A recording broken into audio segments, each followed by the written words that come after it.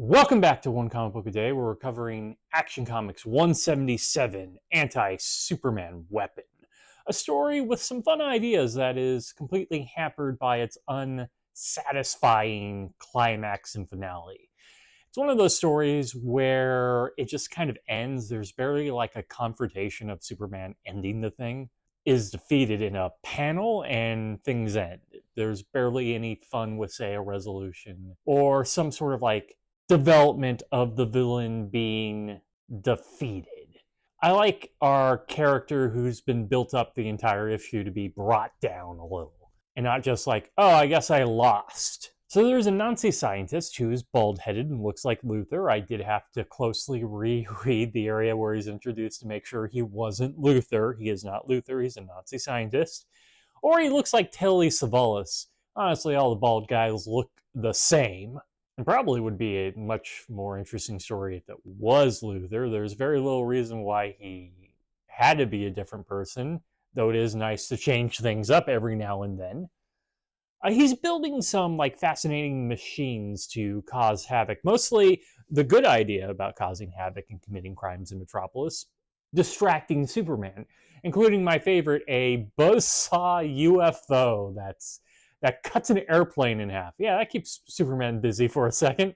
Usually I complain about these comics being full of action, having maybe like 3 scenes. This one has more than 3 scenes. In fact, we've been getting a little messier with these action sequences from going to one to the next without it being somewhat structured into like 3 scenes of action.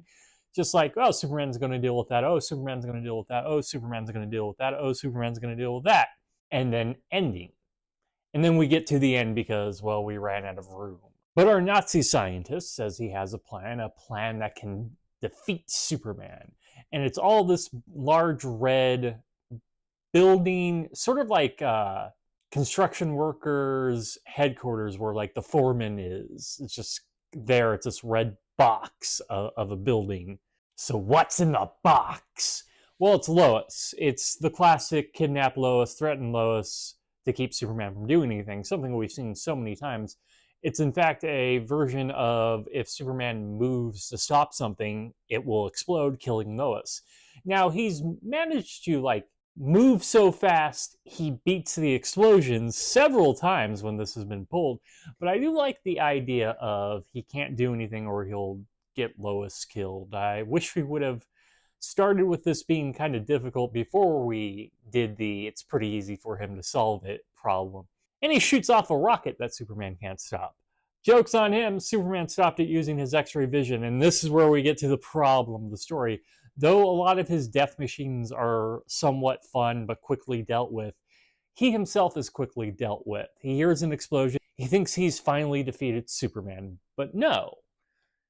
Superman has to explain, this takes up maybe 2 panels, that he used his X-ray vision to screw up the rocket that was launched, and Superman just waited around the 6 hours until he could save Lois.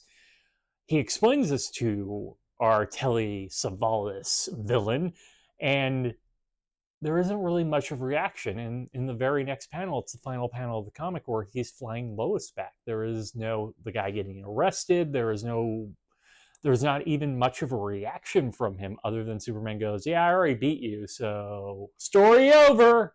The panels themselves are small and compact. No room to enjoy Superman winning this fight, if you could call it a fight.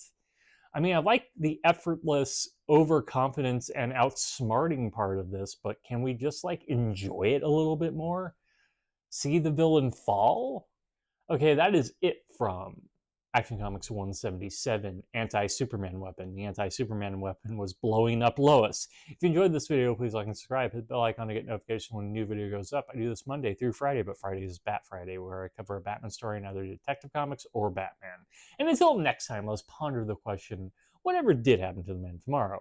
And where did this Nazi scientist get so much money to build these machines? Okay, have a great day.